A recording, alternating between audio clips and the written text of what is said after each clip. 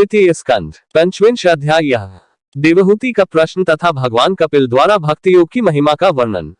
शौनक जी ने पूछा, सूत जी, तत्वों की संख्या करने वाले भगवान कपिल साक्षात अजन्मा नारायण होकर भी लोगों को आत्मज्ञान का उपदेश करने के लिए अपनी माया से उत्पन्न हुए थे।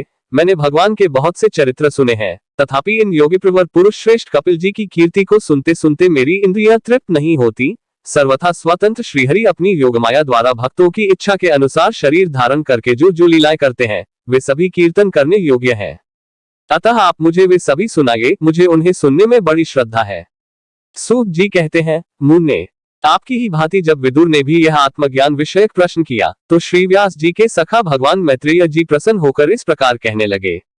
श्री मैत्रेय जी ने कहा, विदुर जी, पिता के वन में चले जाने पर भगवान कपिल जी माता का प्रिय करने की इच्छा से उस बिंदुसर तीर्थ में रहने लगे। एक दिन तत्व समूह के पारदर्शी भगवान कपिल कर्मकलाप से विरत हो आसन पर विराजमान थे। उस समय ब्रह्मा जी के वचनों का स्मरण करके देवहूति ने उनसे कहा।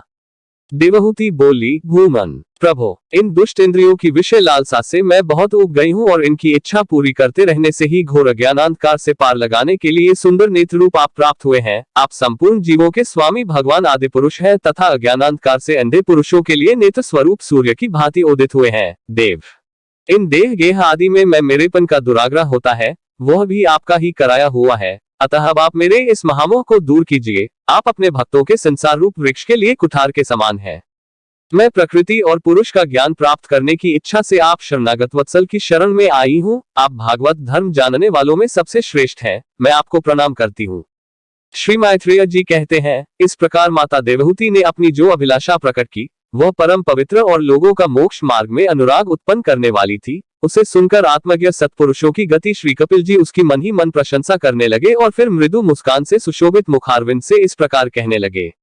भगवान कपिल ने कहा, माता, यह मेरा निश्चय है कि अध्यात्मयोग ही मनुष्यों के आत्यंतिक कल्याण का मुख्य साधन है, जहाँ दैख और सुख की सर्वथा निवृत्ति हो जाती है। साध्वी, सब अंगों से संपन्न उस योग का मैंने पहले नारदादि ऋषियों के सामने उनकी सुनने की इच्छा होने पर वर्णन किया था, वही अब मैं आपको सुनाता हूँ। इस जीव के बंधन और मोक्ष का कारण मन ही माना गया है। विषयों में आसक्त होने पर वह बंधन का हेतु होता है और परमात्मा में अनुरक्त होने पर वही मोक्ष का कारण बन जाता है। जिस समय यह मन में और मेरेपन के कारण होने वाले काम लोभ आदि विकारों से मुक्त एवं शुद्ध हो जाता है, उस समय वह सुख दैख से छूटकर सम अवस्था में आ जाता है। तब जीव अपने ज्ञान वैराग्य और भक्ति से युक्त हृदय से आत्मा को प्रकृति से परे एकमात्र अद्वितीय भेदरहित स्वयं प्रकाश सूक्ष्म अखंड और उदासीन सुख दैख शून्य देखता है तथा प्रकृति को शक्तिहीन अनुभव करता है। योगियों के लिए भगवत प्राप्ति के निमित्त सर्वात्मा श्रीहरि के प्रति की हुई भक्ति के समान और कोई मंगलमय मार्ग नहीं है। विवेकी जन संग या आसक्ति को ही आत्मा का अच्छेद बंधन मानते हैं, किंतु वही संग या आसक्ति जब संतों महापुरुषों के प्रति हो जाती है तो मोक्ष का खुला द्वार बन जाती है।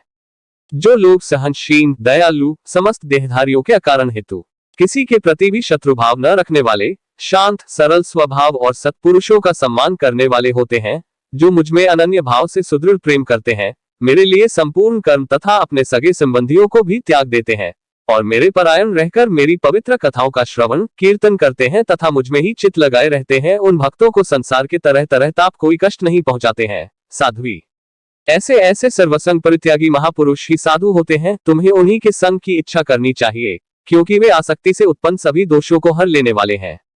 सत्पुरुषों के समागम से मेरे पराक्रमों का यथार्थ ज्ञान कराने वाली तथा हृदय और कानों को प्रिय लगने वाली कथाएं होती हैं। उनका सेवन करने से शीघ्र ही मोक्ष मार्ग में श्रद्धा, प्रेम और भक्ति का क्रमशः विकास होगा। फिर मेरी सृष्टि आदि लीलाओं का चिंतन करने से प्राप्त हुई भक्ति के द्वारा लौकिक एवं पारलौकिक सुखों में वैराग्य हो जाने पर मनुष्य सावधानता पूर्वक योग के भक्ति प्रधान सरल उपायों से समाहित होकर मनोनिग्रह के लिए यत्न करेगा।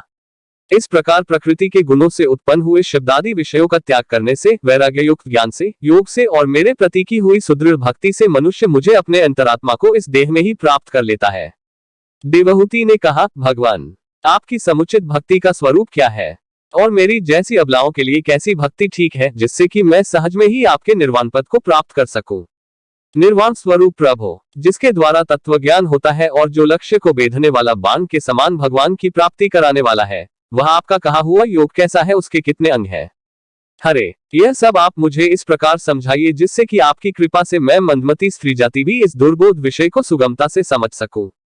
श्री मैत्रेय जी कहते हैं, विदुर जी, जिसके शरीर से उन्होंने स्वयं जन्म लिया था, उस अपनी माता का ऐसा अभिप्राय जानकर कपिल जी के हृदय में स्नेह उमड़ आया और उन्होंने प्रकृति आदि तत्वों का निरूपण करने वाले शास्त्र का, जिसे सांख्य कहते हैं, उपदेश किया, साथ ही भक्ति विस्तार एवं योग का भी वर्णन किया। श्री भगवान ने कहा, माता, जिसका चित्त एकमात्र भगवान में ही लग गया है, ऐसे मनुष्य की वेद विहित कर्मों में लगी हुई तथा विषयों का ज्ञान कराने वाली कर्मेंद्रिय एवं ज्ञानेंद्रिय दोनों प्रकार की इंद्रियों की जो सत्वमूर्ति श्रीहरि के प्रति स्वाभाविक प्रवृत्ति है, वही भगवान की अहेतुकी भक्ति है। यह मुक्ति से भी बढ़कर है, क्योंकि जठरानल जिस प्रकार खाए हुए अन्न को पचाता है, उसी प्रकार यह भी कर्म संसारों के भंडार रूप लिंग शरीर को तत्काल भस्म कर देती है।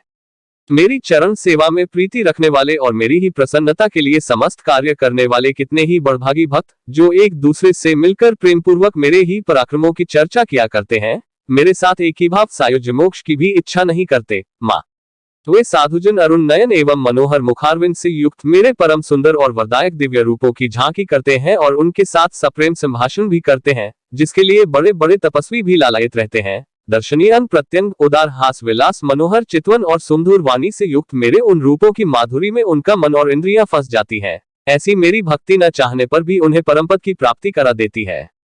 अविद्या की निवृत्ति हो जाने पर यद्यपि वे मुझ मायापति के सत्यादि लोकों की भोग संपत्ति भक्ति की प्रवृत्ति के पश्चात स्वयं प्राप्त होने वाली अष्टसिद्धि अथवा वैकुंठलोक के भगवदीय ऐश्वर्य की भी इच्छा नहीं करते, तथापि मेरे धाम पहुंचने पर उन्हें ये सब विभूतियां स्वयं ही प्राप्त हो जाती हैं, जिनका एकमात्र मैं ही प्रिय आत्मा, पुत्र, मित्र, गुरु, सुहृद और इष्ट देव हूँ। वे मेरे ही आश्रय में रहने वाले भक्तजन शांति में वैकुंठ धाम में पहुंचकर किसी प्रकार की भी इन दिव्य भोगों से रहित नहीं होते और न उन्हें मेरा कालचक्र ही ग्रस सकता है। माता जी, जो लोग इहलोक परलोक और इन दोनों लोकों में साथ जाने वाले वासना में लिंगदेह को तथा शरीर से संबंध रखने वाले जो धन, पशु एवं ग्रह आदि पदार्थ हैं, उन सबको और अन्यान्य संग्रहों को भी छोड़कर अनन्य भक्ति से सब प्रकार मेरा ही भजन करते हैं, उन्हें मैं मृत्यु रूप संसार सागर से पार कर देता हूँ। मैं साक्षात भगवान हूँ, प्रकृति और पुरुष का भी प्रभु हूँ तथा समस्त प्राणियों का आत्मा हूँ। मेरे सिवा और किसी का आश्रय लेने से मृत्यु रूप महाभय से छुटकारा नहीं मिल सकता। मेरे भय से यह वायु चलती है, मेरे भय से सूर्य तपता है, मेरे भय से इंद्र वर्षा करता और अग्नि जलाती है तथा मेरे ही भय से मृत्यु अपने कार्य में प्रवृत्त होता है। योगी जन ज्ञान वैराग्य युक्त भक्ति योग के द्वारा शांति प्राप्त करने के लिए मेरे निर्भय चरण कमलों का आश्रय लेते हैं। संसार में मनुष्य के लिए सबसे बड़ी कल्याण प्राप्ति यही है कि उसका चित्त तीव्र भक्ति योग के द्वारा मुझ में लगकर स्थिर हो जाए।